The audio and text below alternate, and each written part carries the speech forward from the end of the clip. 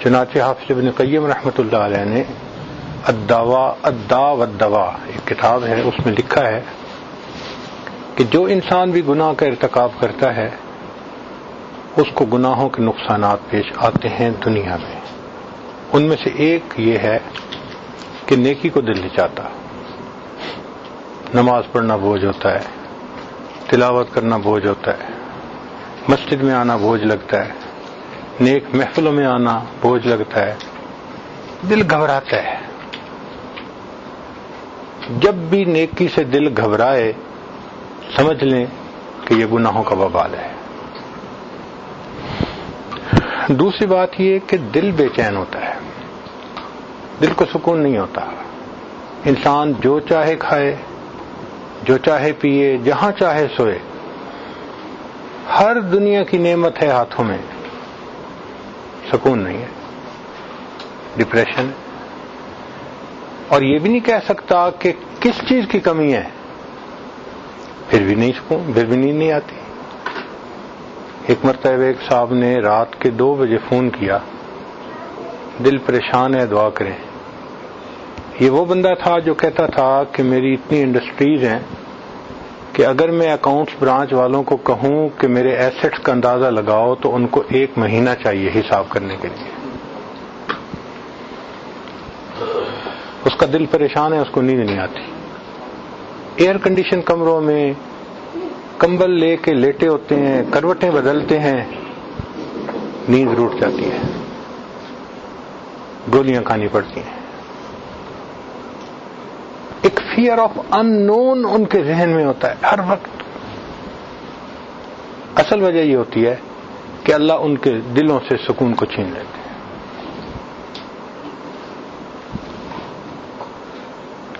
تیسری بات کہ ان کے زندگیوں سے برکت نکل جاتی ہے۔ برکت کا کیا معنی؟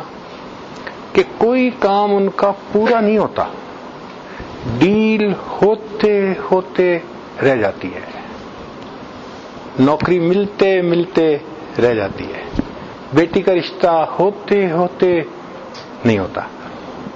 حضرت لوگ آتے ہیں، بیٹی کو پسند بھی کر جاتے ہیں، خوش جاتے ہیں، پھر جواب ہی کوئی نہیں دیتا۔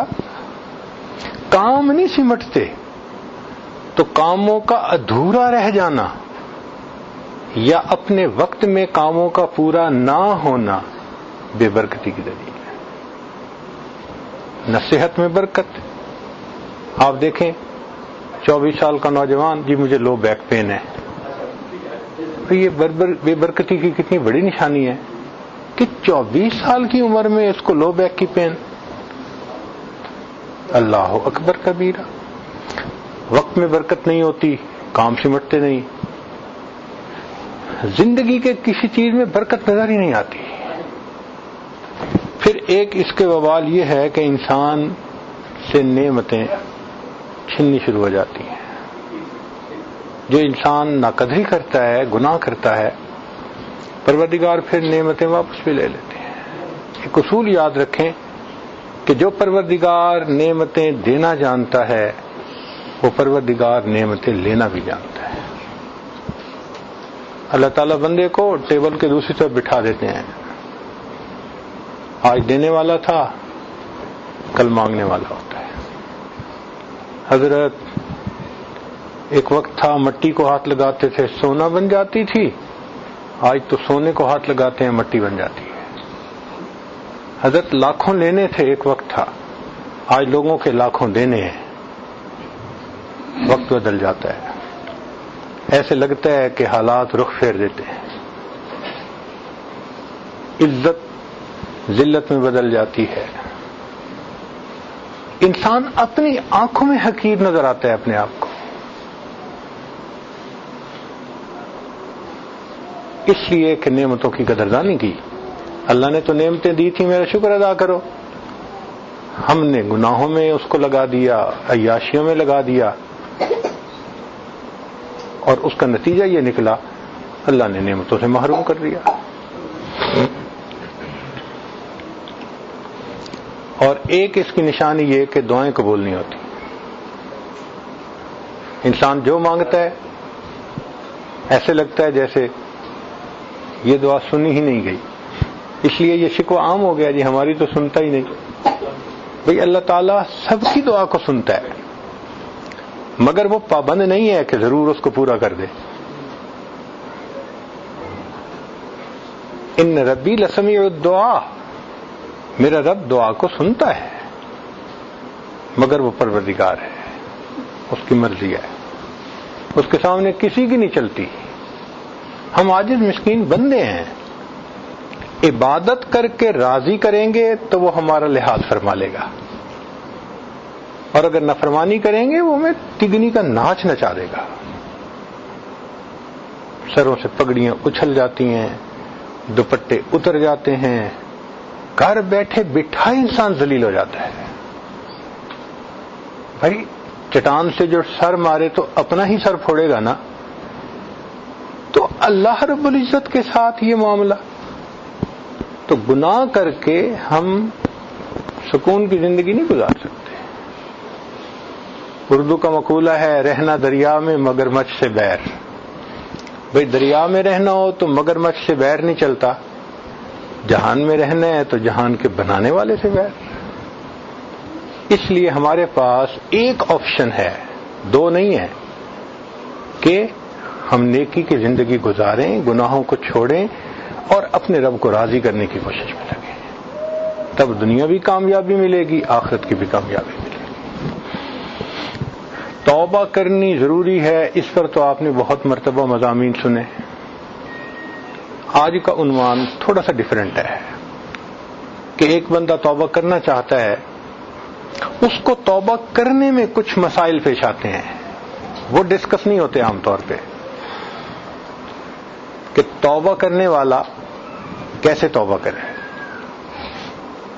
چنانچہ توبہ کی کچھ شرائط ہیں۔ ایک تو یہ کہ انسان گناہوں کو اللہ کے ڈر کی وجہ سے چھوڑے۔ اگر کوئی اور ریزن ہوئی تو وہ توبہ نہیں کہلائے گی۔ مثلا ایک آدمی کہتا ہے میں نے یہ جوا چھوڑ دیا، بڑا نقصان ہوتا ہے، اس کو توبہ نہیں کہیں گے۔ ایک آدمی بوڑھا ہو گیا، کہتا ہے جی میں نے اب توبہ کر لی، زنا نہیں کروں گا، اب آپ ہیں کس قابل، اس کو توبہ نہیں کہتے۔ ایک آدمی کہے جی میں نہیں چوری کروں گا، جی پولیس پکڑتی ہے، تو ذہن میں رکھیں کہ نیت ہو کہ میں یہ گناہ اللہ کی رضا کے لیے چھوڑ رہا ہوں، اللہ کے خوف کی وجہ سے چھوڑ رہا ہوں، تو گناہ چھوڑے اللہ کے لیے، تب یہ توبہ بنے گی۔ دوسری شرط کہ انسان اپنے پچھلے گناہوں پہ نادم اور شرمندہ ہو۔ یہ ندامت بھی ضروری، الندم توبۃ۔ اگر پچھلے کیے پہ ندامت نہیں تو توبہ کیسی ہوئی؟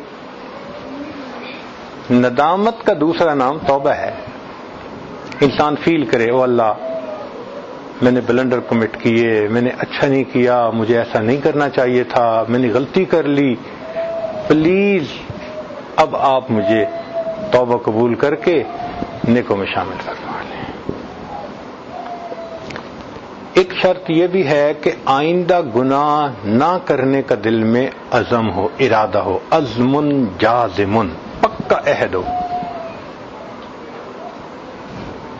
تو توبہ کرتے ہوئے دل میں یہ انٹینشن ہونی چاہیے کہ میں نے آج کے بعد گناہ نہیں کرنا۔ اگر حقوق العباد سے متعلق گناہ تھے تو وہ واپس کرنے پڑیں گے۔ یہ نہیں ہے کہ جی توبہ کر لی، اب کسی کے 2 لاکھ قرضہ دینا ہے تو معاف،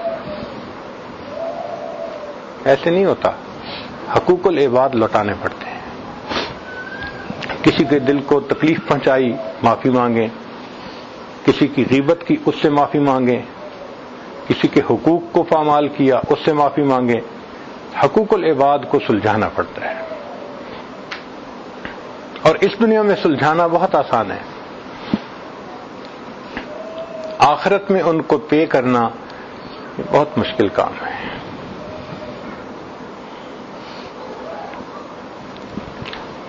توبہ کرنے والے کو چند کام کرنے چاہیے تاکہ وہ توبہ کے اوپر پکا رہے، واپس نہ لوٹے۔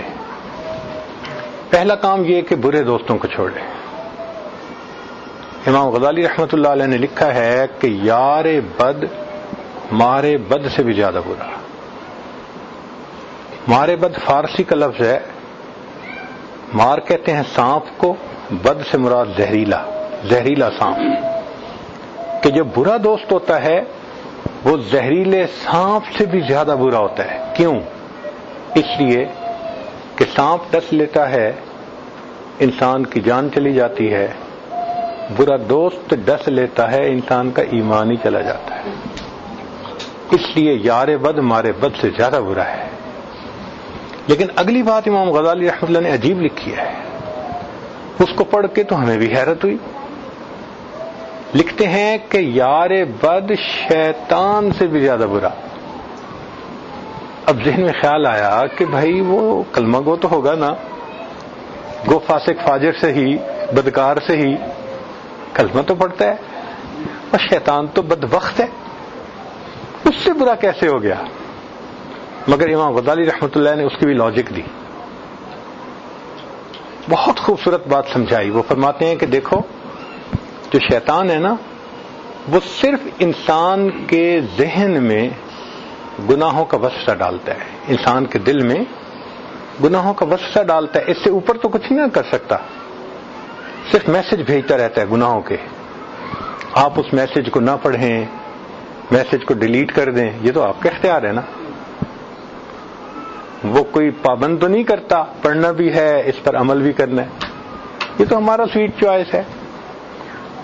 تو شیطان انسان کے ذہن میں صرف گناہ کا میسج بھیج سکتا ہے، دیٹس اٹ۔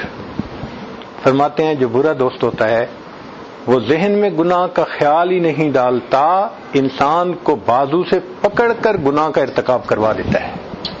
اس لیے جو برا دوست ہوتا ہے وہ شیطان سے بھی زیادہ برا ہوتا ہے۔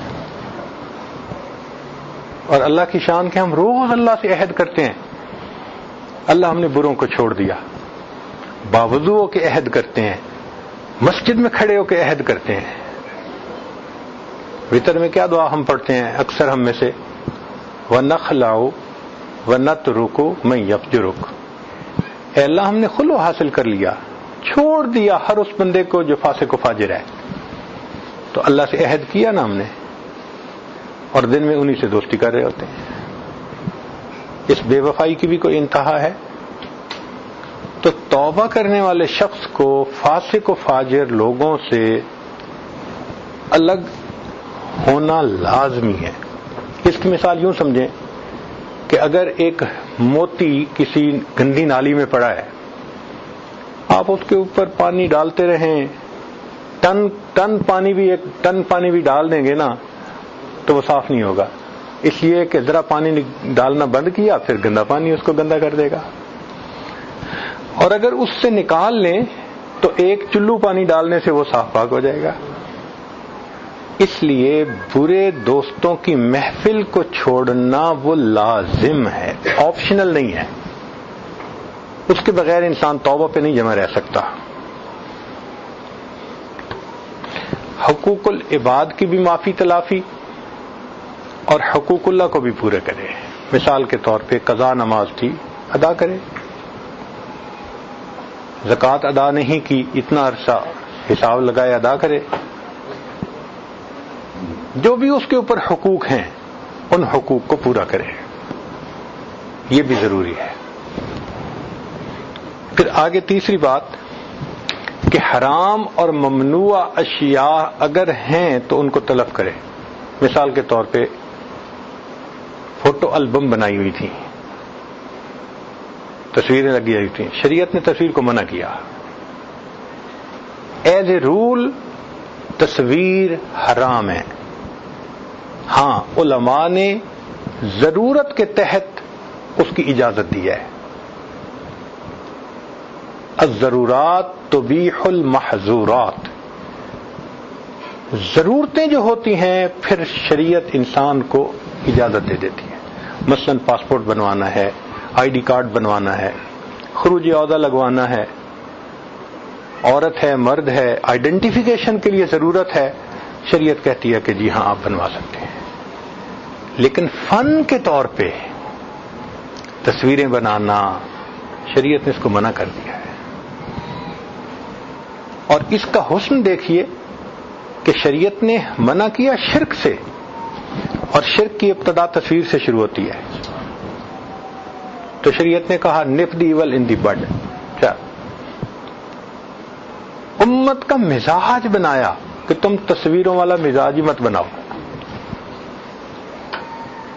تو اگر ایسی چیزیں ہیں جو حرام اور ممنوع تھیں ان کو تلف کرنا ضروری۔ ایک اور مثال سنیے، ایک بندہ شراب پیتا تھا اور اس کے پاس شراب پینے کے وہ خاص گلاس تھے، اب اس نے توبہ کر لی، تو یہ نہیں کہہ سکتا جی میں ان کو دھو لیتا ہوں اور میں ان میں جوس پی لیا کروں گا، پانی پی لیا کروں گا۔ شریعت کہتی ہے نہیں، تم جب پانی پی رہے ہوگے نا تو یہ گلاس تمہیں کچھ اور یاد دلا رہا ہوگا، اس لیے یہ میموری ہی ختم ہونی ضروری ہے۔ ایسی ممنوع اشیاء کا تلف کرنا، ان کو دور کر دینا یہ ضروری ہے۔ اگر بدن کو حرام مال سے پالا، رشوت کھائی، یتیموں کا مال کھایا، بہن بیٹیوں کو جائیداد میں سے حصہ نہیں دیا، حرام مال تھا نا، اب کیا کرے؟ شریعت کہتی ہے کہ بھائی اب اس کا حل یہ ہے کہ تم اس بدن کو دین کے کاموں میں استعمال کرو، اللہ کے راستے میں نکلو، لگاؤ 4 مہینے، لگاؤ سال۔ یہ بدن جو گناہوں میں لگا رہا، اب یہ بدن دین کی خدمت میں بھی تو لگے نظر رہا۔ تم عورتوں کے پیچھے سڑکوں پہ جوتیاں چٹکھاتے رہے، اب ذرا انسانوں کی ہدایت کے لیے اللہ کے راستے میں بھی نکل کے دیکھو۔ نیک لوگوں کو دوست بنائے، اس لیے کہ نیکاں دے لڑ لگیاں میری جھولی وچ پھل پے، تے بریاں نال لگیاں میرے اگلے بھی ڈل پے۔ نیکوں کے ساتھ لگنے سے میری جھولی میں پھول پڑ گئے، اور بروں کے ساتھ لگنے سے جو پہلے تھے وہ بھی جھولی سے گر گئے۔